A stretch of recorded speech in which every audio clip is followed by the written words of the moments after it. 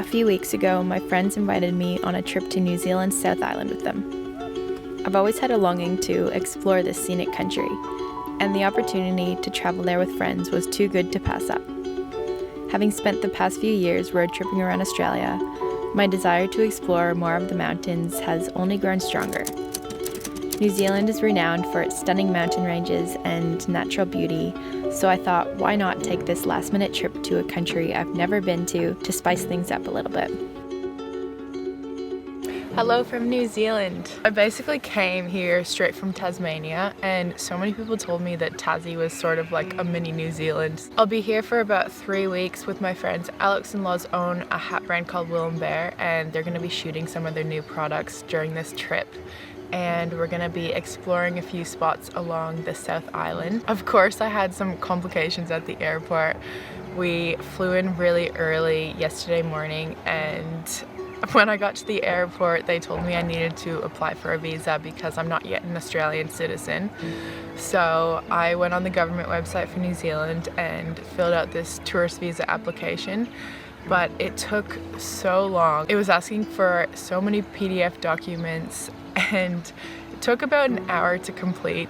By the time I finished, the plane was basically boarding. I told Alex and Laws to just go because I wasn't sure if I was going to make it on the flight or not. Since the status of the visa wasn't updating, the lady at the check-in counter called the New Zealand government, and basically they told her that it was the wrong visa. I only needed an ETA visa, which then took 5 minutes to complete and was $50 when I had just paid $250 and almost missed the flight applying for this other visa. So I did make it on the plane very last minute, but yeah, I'm just happy to be here now. It was such a beautiful drive into Glenorchy. We're staying just outside the town in this off-grid cabin. It feels so strange to be in such tall mountains again. I feel a little bit like I'm back in Canada.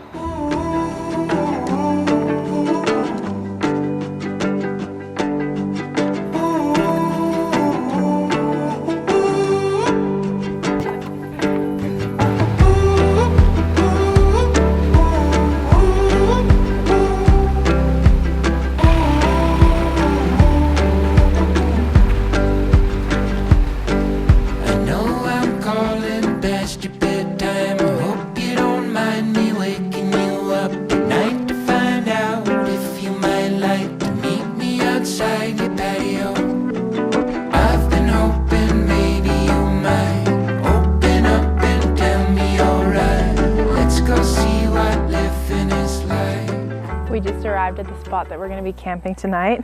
There are so many of these fuzzy bumblebees around. Although we had the accommodation booked for a few nights, we figured it would be nice just to spend a night out here in nature. We drove quite a far away. I think it took 2 hours from the main road to get down to the end of this spot. And there was lots of river crossings, lots of off-roading, which I haven't done too much of since back in Australia we have our combi. So it was a bit of a new experience, but so much fun. We came down here with Bree and Joel. There's not much better than having locals to travel with. I feel like you get a whole different feel for a place and you learn so much more about the culture in the area.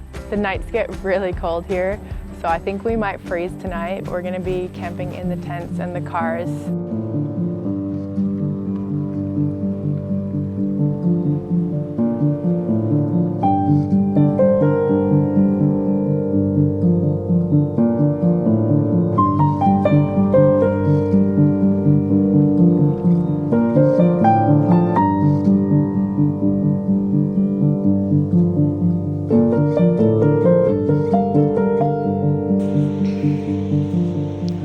Those guys are still shooting, so I took myself on a little walk through the valley.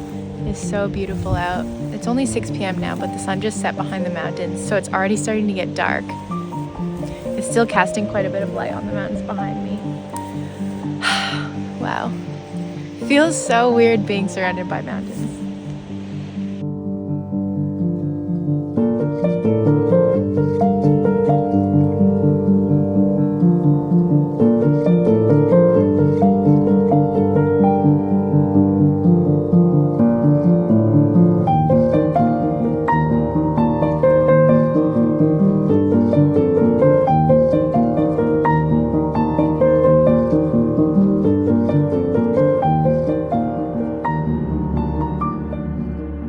So everyone's gone to bed and I was setting up to do a star time lapse.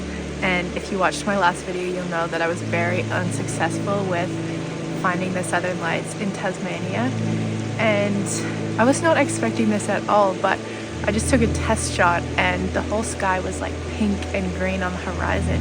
So the southern lights are here. I'm about to capture the southern lights, which I'm so excited about.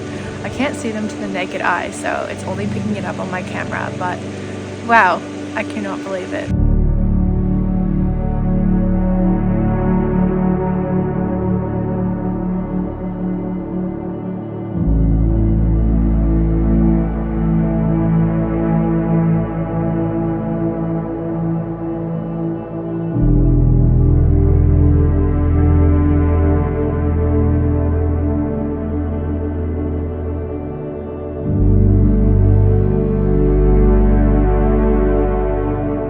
Waking up in a cloud the next morning was an unexpected but welcome surprise.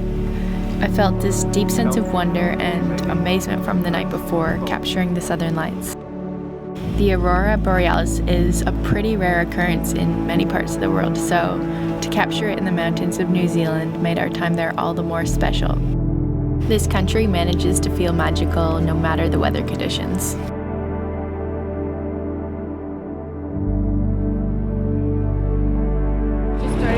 Quite a bit, so we're packing up and hitting the road back 2 hours towards the town.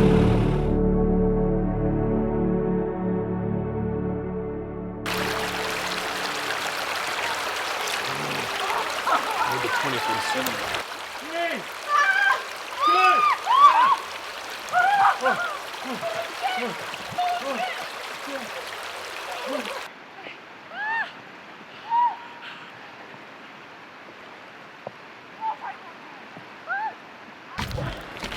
How does it feel?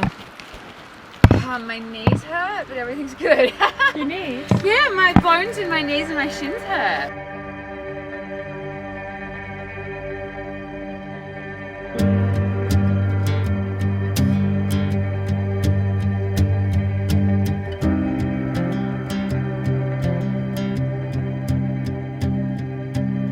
After crossing the many rivers back to Glenorchy, it was time to head further north. We drove for many hours through the rain, the clouds, and the sun. The constantly shifting landscapes and unpredictable weather had us feeling a little bit worried, to be honest. But it also added to the sense of anticipation for our night ahead.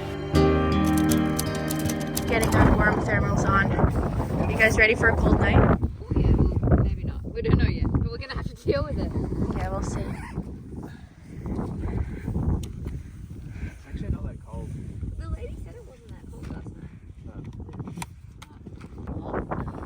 We've got our bed ready. So we have 3 sleeping bags, 2 pillows, 1, 2, 3, and 2 pillows. 1 big blanket. I think we should be warm. What do you think? No, you're fine.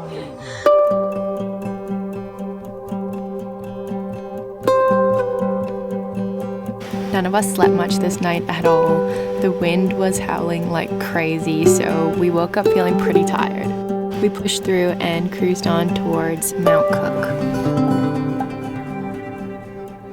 So we just got to the Mount Cook airport and we're about to take a scenic flight up to the point of the Tasman Glacier.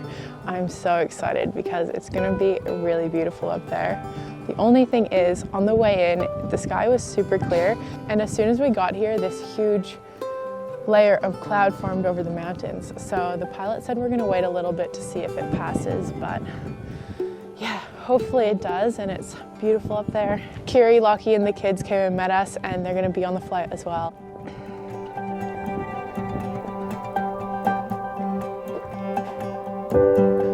Got the whole crew.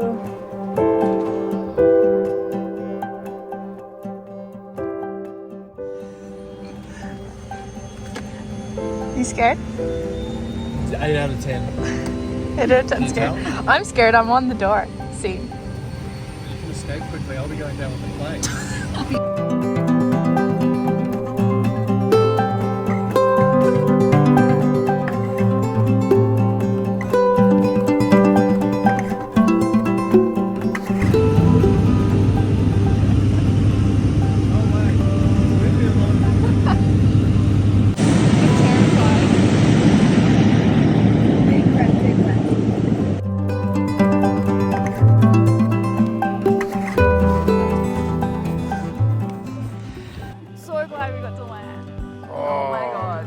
as he came in there, I saw this beef floating off. But as soon as I saw this, I was like, please, can we land there? And then he's like, we're going to go land. I'm like, yeah! We're on Horace Walker Glacier, and this is the second glacier we've tried to land on. This one was successful. First one, not so much. It was really scary landing on the first one. The pilot tried to land and then we just took off again. And Tia had a panic attack. I had a bit of a panic attack. So did Brooke in the back. Yeah. Then we made it to this one, and apparently it's like really remote. There's no one else here, and we have it all to ourselves, and it's amazing. It is so beautiful up here, and it's been a few years since I've seen the snows. Are you a polar bear? No, Chelsea.